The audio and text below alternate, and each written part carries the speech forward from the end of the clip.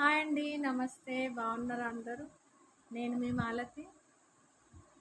ఇవాళ లేట్ అయిపోయింది. 11 కన్నా ముందే వీడియో చేయాలని చేస్తున్నాను.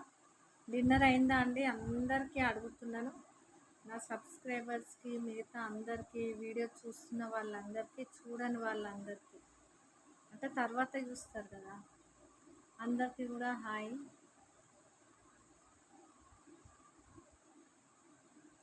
ఇంకా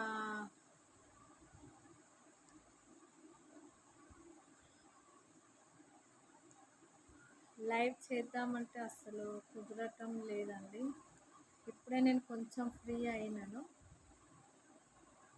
ఇంకా ఇప్పుడు దసరా వస్తుంది, హాలిడేస్ పిల్లలకి, షాపింగ్స్, ఇంకా అన్ని షాపింగ్ మాల్స్లలో కూడా ఆఫర్ పెడతారు.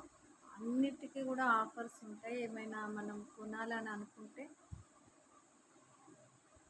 మంచి ఆఫర్స్ ఉంటాయి. ఇప్పుడు కొనడానికి చాలా చాలా వరకు డిస్కౌంట్లోనే మనకు దొరుకుతాయి. ఏవైనా కూడా, ఫ్రిడ్జ్ అయినా కూడా, ఏవైనా కూడా. ఆ, మళ్ళీ ఇప్పుడు టైలర్ వాళ్ళు కూడా చాలా బిజీ ఉంటుందండి.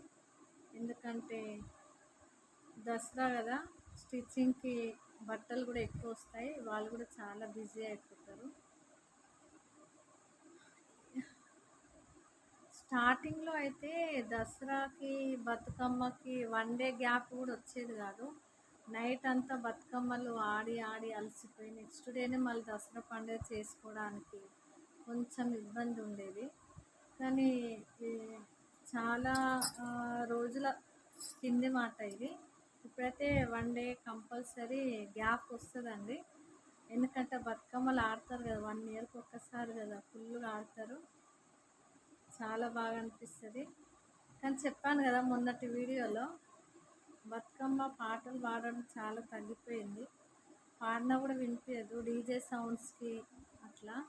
కానీ పల్లెటూర్లలో కూడా నాకు తెలిసి పాటలే పెట్టుకుంటున్నారు, స్పీకర్స్ అట్లా పెట్టుకొని ఆడుతుంటారు. కానీ పెద్ద మనుషులు ఉంటారు కదా, వాళ్ళు ఆడడానికి చేత కాదు పాపం, అయినా కూడా కూర్చొని మధ్యలో కూర్చొని పాట పాడతారు. అది క్యాచ్ చేసి మిగతా వాళ్ళు అందరూ కూడా పాడతారు. చాలా బాగా అనిపిస్తుంది కదండి. ఓకే అండి, మరి బాయ్. మళ్ళీ రేపటి వీడియోలో మళ్ళీ కలుస్తాను. బాయ్ అండి. Good night. గుడ్ నైట్ అండి అందరికీ.